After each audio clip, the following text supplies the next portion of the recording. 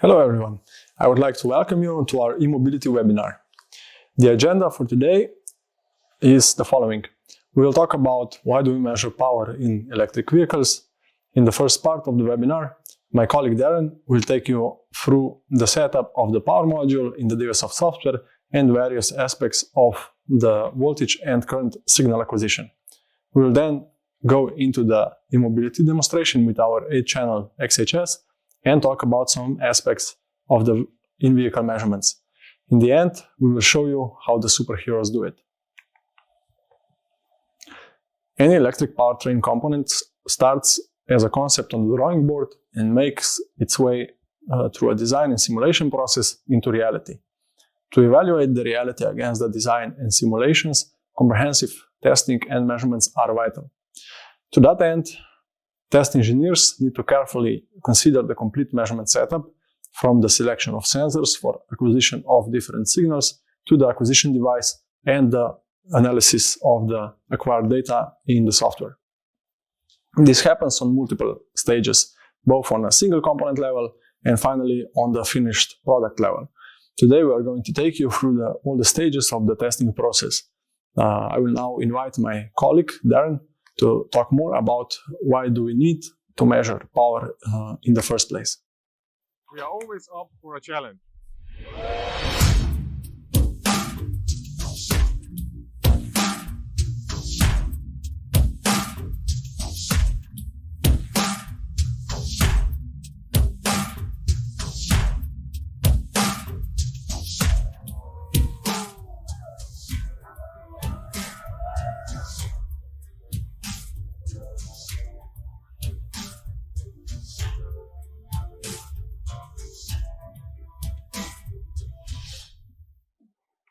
Thank you, everyone, and welcome everybody. Thank you for joining us this afternoon. Let's get right into it. Why do we measure power in electric vehicles? Well, to make these vehicles as efficient as possible. The biggest challenge currently faced in the e-mobility market is to increase the range of the vehicles to be able to compete with their combustion engine counterparts. Efficiency simply means extended range.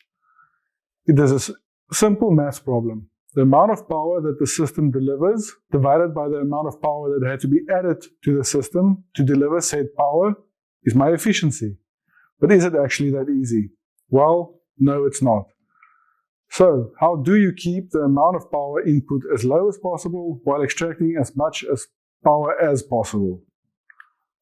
By doing extensive research and development on test benches as well as in real drive testing on these electric vehicles.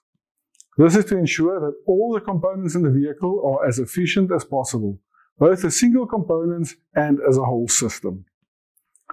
To get there, we have to measure the input to the system as well as the output of the system and decide where to go to work. For example, by just increasing the amount of energy fed into the system, for instance by just adding more batteries, it has the adverse effect that there is more weight added to the car. Funny how these things walk hand in hand. So, this will for sure increase the amount of power that we have available, but it will also increase the power to weight ratio, not really helping us much. It will also increase the cost of the vehicle production, as the battery system is the most expensive part of the drivetrain. So where do we start? There are two main avenues that we can take into consideration to increase the efficiency of an electric vehicle. Let's have a look at them. So we can start with the overall vehicle design. We reduce all vehicle resistances. This includes vehicle mass, vehicle cross-section, the drag coefficients, and the rolling resistance coefficients. This can be done in various ways. We reduce the payload. What does that mean? We have a smaller vehicle. We can also reduce the crash zone. That means less safety for the vehicle. Or we can reduce the auxiliary energy consumption, which basically means removing all of the comfort. We don't want to do that. So what can we do? Well, we focus on the electrical components. And this is where Dewesoft comes in. We increase the overall vehicle efficiency by increasing the efficiency of the electrical components working together. This means the evaluation of the complete drivetrain, including the auxiliary components. As previously shown, these directly influence the energy consumption of the complete system. This means finding the appropriate combination and dimensions for the components of the drivetrain. As can be seen from the table on the screen, all the components have efficiency thresholds in which they have to operate. The goal here is to identify the components where the efficiency can be increased. Once we have identified where the power in the system is lost, we can evaluate which components have to be looked at closer to increase the overall efficiency of our system.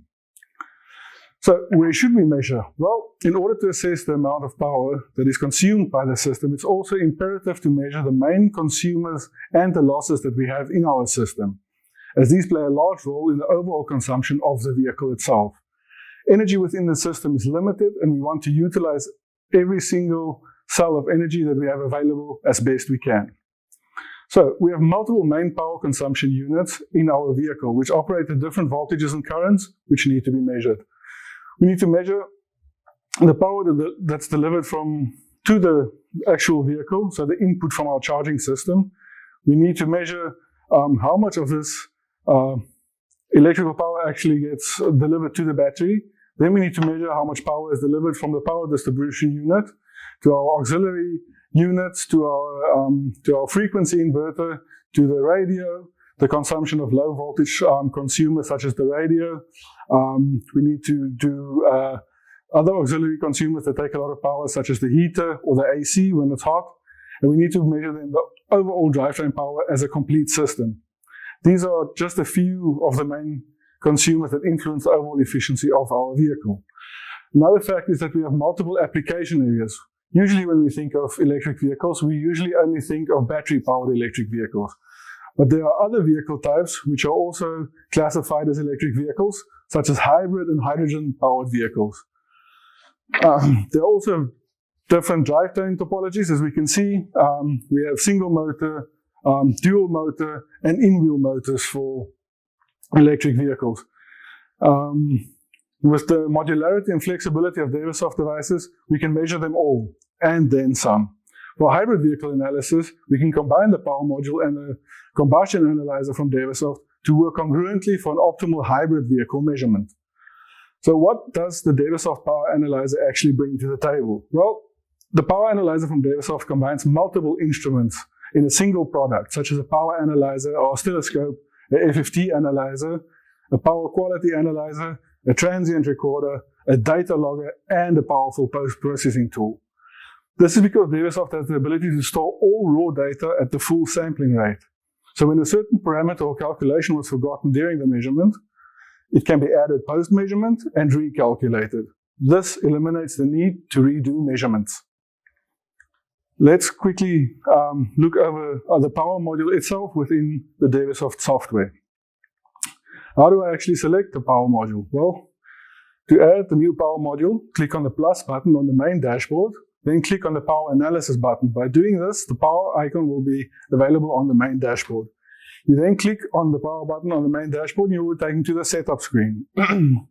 So the power module also allows measurements of different power configurations needed for a variety of market segments, whether they're using DC, AC, constant, or variable frequency, or a combination of them. So now we see our setup screen. I've color-coded the sections for a better overview. Let's go through them. In purple, you'll see the number of modules that you have open in the software. You can have multiple modules working congruently at the same time, and these can be configured to fit any measurement. Green, number one, indicates if the power module is actually being used, if it's unused, or if it's set on offline. There's, number two is the setup screen, as you see it on the screen, or it can also show the channel list. And number three is for renaming the power module to whatever you like. In the yellow, this is our configuration of the power module, whether you want to measure DC or AC. But you can do your line frequency, whether 50 or 60 hertz, or variable frequencies for measurements in inverters like you do with electric cars. It also shows the output units in watts, watt hours, or megawatts, and also allows you to enter the nominal voltage. In red, this is the wiring schematic. This is for assigning the current and voltage channels that you want to measure on this wiring schematic. In magenta, we have the measurement parameter options, such as power calculations, energy calculations, and power quality calculations. There's also a vector scope preview, which is very, very helpful to see if voltages and currents are connected correctly, especially when you are measuring multiple phases. And in blue, we have the different options that are available for the various measurement parameters in magenta. Next, we'll have a look at our measurement screen setups that we have available. For a DC measurement, this is actually quite simple. For DC, you just connect your positive wire to the high voltage and the negative wire to the high voltage black amplifier, stick on your current clamp, and you're ready to measure. But please pay attention, never calculate DC power using the one-phase power module. This would not work and it will absolutely yield incorrect results. Then we have a single-phase measurement. It's very much the same as a DC measurement. From the connection here, you just add your neutral line to the black low of the high voltage and your line voltage to the red of the high voltage, and add your current clamp, and you're ready to measure. For a three-phase star measurement setup, so the star measurement connection is mainly used for measuring three-phase systems, especially if a neutral line from a star point of the motor is available. The three-phase voltages are connected to the series high volt modules as shown in on the high voltage side, and then the low voltage side of the three inputs is on the potential of the neutral line of the motor star point. If both are not available, an artificial star point can be created by short-circuiting the low sides of the amplifiers. Starting with the delta measurement setup, the delta connection is used in the absence of a neutral line or a star point on a motor. The three-phase voltages are connected to the series high voltage amplifiers, the red ones, as you can see in the schematic. And then the neutral terminals of the high voltage amplifiers must be connected to the next live terminal. This means the neutral terminal from L1 has to be connected to the live terminal of L2, the neutral terminal of L2 to the live terminal of L3, and then the neutral terminal of L3 all the way back to the live terminal of L1. So, coming to our measurement screen, Dewesoft already has predefined screens for our users that can be customized to the wiring diagram that has been chosen for the measurement option. These include recorder screens, power value screens, power scopes, power vectors, and power harmonics. When you click on a visualization within Dewesoft, you will automatically have the channels that can be used with the set visualization automatically shown on the right-hand side. And on the left-hand side, you have all the options for that visualization. The most relevant visualizations that we use for power analysis are digital meters, which depict the different values calculated by the power module numerically. We have the recorder that depicts power values in a chart. Then we have the scope, which depicts waveforms and voltages as an oscilloscope does. Then we have the vector scope, as we discussed earlier, which depicts the relationship between the voltages and the currents, including the phase angles. Then we also have the FFT analyzer. This depicts time domain acquired data in the frequency domain. And you can also add many, many others, such as video and GPS as well. Now, adding a custom screen. All you have to do is click on the Displays button on the main dashboard. This will open the Manage Displays menu. Click on the plus button to add a display, and once this has been completed, the screens can be renamed, custom icons can be used, and multi-monitor setups can be done. In setting up a custom screens can be constructed to fit the individual needs of the measurement or the user, and of course all of the predefined screens from Dewesoft can also be altered at any time. Now we're coming to a multi-phase AC measurement. This is actually quite interesting, as all the most common configuration setups are available in Dewesoft Power Module, but especially in electric vehicle setups, there are applications and configurations for 6, 7, 9, or even 12 phase motors needed. There can be various reasons for this, as lowering the voltage level or reducing the stress on the components. Now, with conventional power analyzers, there is no way to do a comprehensive analysis of such motors, but with the modular hardware design of Dewesoft, in combination with our powerful software, these types of applications do not present any type of challenge. So with only 2 series modules, a 7-phase motor, and the DC power that drives it can be analyzed simultaneously. So how do we actually do this? Well, all you do is you use 7 single-phase power modules, and by calculating the total power is just adding them up in the math library. Now for energy calculations, this is actually quite interesting, because in Dewesoft you can actually get all the energy calculations done automatically using the power module, and what you get calculated is the total energy as well as the positive energy, so the energy consumption from the system, and the negative energy, so the energy delivered back into the system. This is especially helpful when measuring electric vehicles with recuperation, so energy recovery vehicles. Now let's have a quick look at our voltage amplifiers. What do we have? Dewesoft has direct voltage inputs up to 1600 volts DC for the high-speed unit, and up to 2 kilovolts DC for the XHS unit. But both of these units have Cat 3000 volt and Cat 2 600 volt safety ratings. They both have an accuracy of 0.03% of reading, and the sampling rate for the high speed up to 1 megasample per second, and the XHS up to 15 megasamples per second. Now we get to the more interesting part, the current measurements.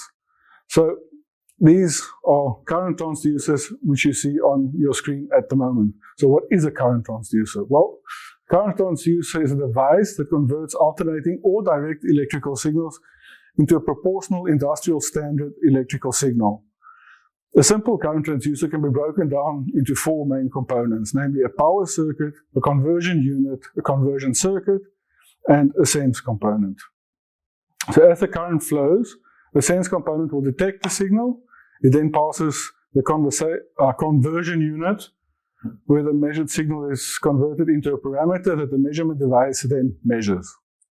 For electric vehicle measurements, high accuracy and high bandwidth is very important, and that is why we'll be concentrating on the flux gate transducers as well as zero flux transducers. Next, here's a nice matrix overview of which current transducers we can use for which applications. As we're working with both direct current as well as alternating current in electric vehicle systems, we would like to mostly offer current transducer which can both measure your alternating and direct current. The best suited for electric vehicle measurements, as seen in the matrix, are the zero flux and the flux gate transducers. Let's have a quick closer look at these 2 technologies. So here we have the zero flux transducer, which has many advantages. It has extremely high bandwidth, up to 800 kilohertz. It has the highest amplitude accuracy of in the parts per million range. We have a very low phase error, lowest offset error. There's galvanic isolation, but it does come with disadvantages, which is the price, and if you want to measure an electric vehicle, you have to open the circuits to insert the wires through the transducer and close your circuits again. Then we go over to our flux gate clamps. These have many advantages as well. It also has very high bandwidth, up to 500 kilohertz, very high accuracy, below 0.3%. It has a broad temperature range, which is good for summer and winter testing, from -40 to 65 degrees Celsius. There's a low phase error and offset error, as well as galvanic isolation. There are not many disadvantages to these clamps, just basically they're quite expensive. Now, most of the current transducers offered by Dewesoft can be powered directly from the low voltage amplifier, but there are transducers that need a little extra power. So as the zero flux and the flux gate transducers are the 2 that need this extra power. So therefore we developed the series Power MZTS. Let's have a quick look at this unit. So some current transducers, as I mentioned before, needs a little more power, and the low voltage amplifiers cannot provide this. So here we need the series Power MZTS. The Power MZTS is the most compact power supply for transducers on the market today. There are 4-channel and 8-channel high-density units available, and both of these modules are also available in rack versions. The high-density module has a slightly lower power output at about 15 watts per channel compared to the 4-channel unit, which has 20 watts per channel. To demonstrate all of the information that you have just received and how it comes together, I will now hand over to my colleague Urban, who will do an electric vehicle measurement demonstration using the XHS, new 8-channel XHS at 15 megasamples per second. Enjoy. Here, I will demonstrate the full capability of the Sirius XHS 8-channel version with 4 times high voltage and 4 times low voltage inputs in combination with the power module. What we have here is the well-known e-mobility demonstration kit where we will be measuring output voltage and currents from the battery to the inverter and output voltages and currents from the inverter to the motor. Since the neutral of the motor is not accessible, we will be measuring the voltages in delta configuration. The laptop that we are using has an i9 processor with 32 gigabytes of RAM and an NVIDIA RTX 2070 GPU with 8 gigabytes of dedicated memory. As for the software, we are using the recently released GPU-accelerated version of the power module. And we will show you how it can perform the real-time analysis of power at full sample rate that the Sirius XHS supports. First, to enable the GPU acceleration, I need to go to the options and settings and go to the power module settings here. The power analysis settings. Here I need to enable the GPU acceleration. As you can see here, it's already enabled. And I will also allow the toggling of the GPU acceleration, which will enable me to select or deselect the GPU acceleration on the actual power module for each particular module. I will now close these settings and go to the setup. As you can see in the channel setup, I have 15 mega samples per second acquisition rate. So these ranges and everything are set properly already. And we'll go to the power module setup. Here I'm having 2 power modules, one for the DC power. So this will enable us to analyze power from the battery to the inverter, and one for the motor power, which where we will be measuring power from the inverter to the motor. As you can see, we're using the delta wiring, and we need to select the frequency as variable frequency. Since we know that here the drive has a frequency range from, let's say, 10 Hertz to about 300 Hertz, we'll set this to 800 just to be safe, and close these settings. What you need to note here also is that we've now enabled the number of cycles setting for the variable frequency, which now determines the cycle count for each output value of the power module. So this was previously not enabled in the CPU version of the power module, but is now present in the GPU version. So as for the other settings, I will enable the line voltages, and I'll also enable the power quality. So harmonics, 100 is proper for this case, is enough. And as you can see here, I have a checkbox here to enable or disable the GPU acceleration. If I enable it, I also have the calculation rate divider here in settings, which in this case we will not be using since we want to do the analysis at full sample rate. If I now go to measure,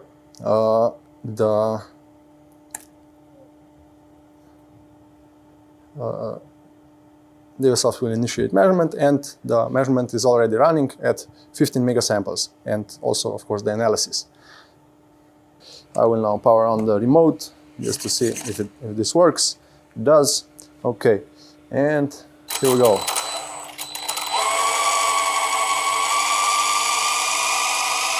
And as you can see, we are running the analysis at 15 megasamples.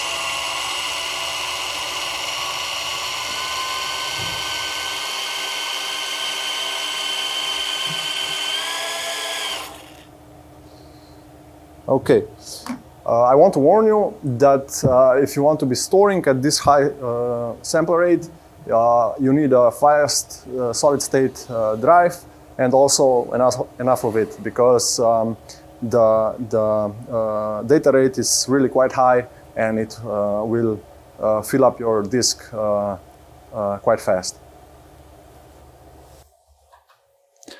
So hello again. In this next part, we will take a closer look at in-vehicle measurements. So in in-vehicle measurements, we are moving from a single component testing to more system-wide testing.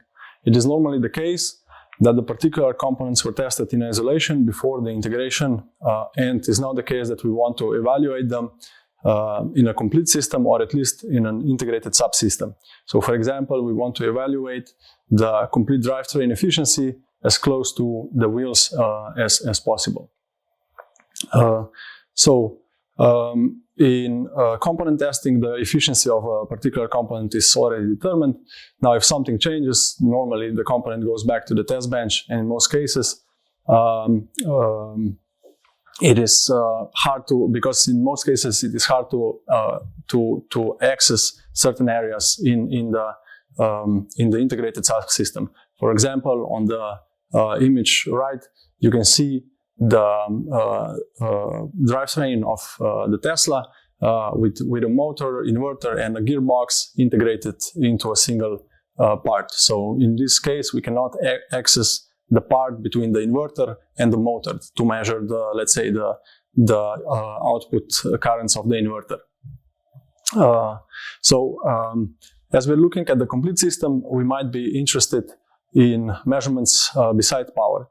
So, for example, we might be interested if the motor currents that cause vibrations due to electromagnetic force that induce some high-pitched noise, which may be disturbing to the driver and the surroundings. So we might want to measure some extra NVH parameters and also temperature in some cases. So the in-vehicle measurements normally require higher levels of safety and integration.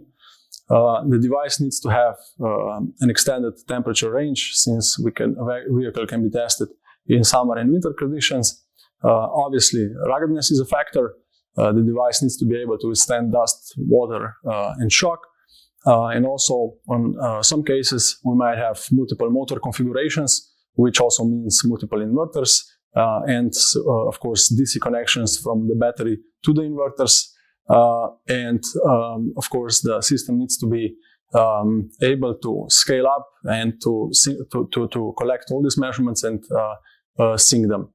So another aspect of the in-vehicle measurements are the auxiliary systems, as Darren mentioned before. We might want to measure the consumption on the HVAC system or on the entertainment system and so on. So in short, those measurement requirements are covered by the XHS Power. The device can measure up to 2000 volts voltage and up to 1000 amps of current and up to 2000 amps of peak current. So the next revision that is coming out will also support the direct connection of the cables. So for now, the cables were pre-installed for the specific customer with the connectors mounted onto the cables, but it will now be possible to also add basically any kind of cable. With any kind of connector. So the thing that is going to be that we're going to also enable is the high voltage interlock. High voltage interlock is a mechanism that, in case of the connector disconnection or opening of the high voltage compartment, the device signals the shutdown of the power supply. This is important in cases where we have let's say, large current flowing through the system, and since the motor has quite a large inductance, the disconnection would cause the actually fire and the connector destruction. So the power supply needs to be turned off before someone disconnects the connectors on the measurement equipment. The device is compliant with the 61010 low voltage directive and is powered through the power over Ethernet connection. So it also supports the PTP synchronization. So basically we have only one cable that is that connects to the device, so that brings data, power, and also synchronization. I won't go into more detail about the device, since there will be a separate webinar on all the features that the device offers. We have prepared a short teaser video that will show the XHS power in action.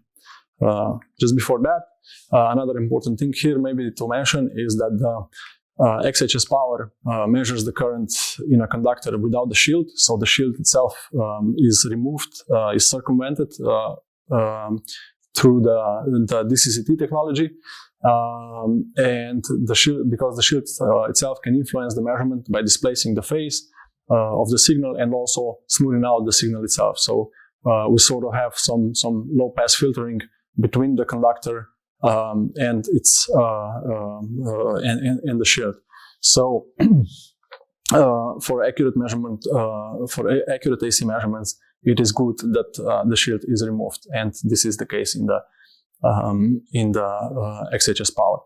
So here you see a typical setup that you would use in a single motor electric vehicle. We are going to be measuring the output power of the battery to the inverter using the XHS power, and the output voltages and currents of the inverter to the motor using the A-channel XHS. As promised at the beginning of the webinar, we are now going to show you how the superheroes do it. Please enjoy the video. Hello everyone, we are here at an undisclosed location where the development for the new Batman motorcycle is in progress. Since Batman wants to make as little noise as possible, the team developed an electric bike. And to see how the prototype behaves on a dyno, they've called Dewesoft for help. We are excited to show you what our solutions in e-mobility segment can do.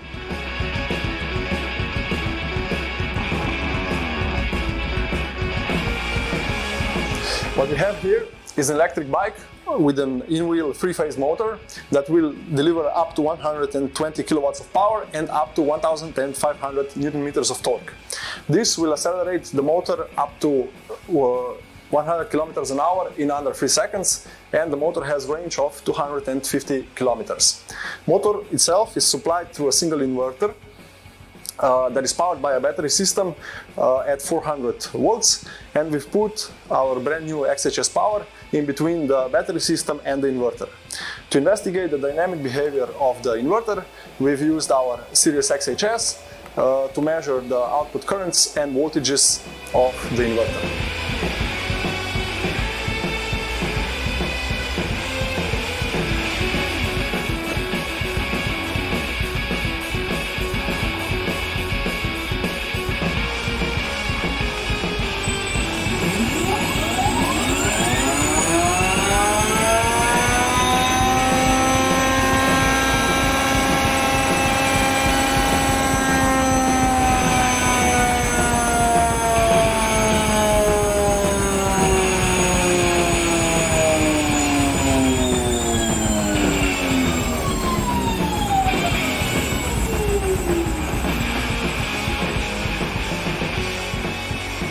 Serious XHS, measurement solution for superheroes.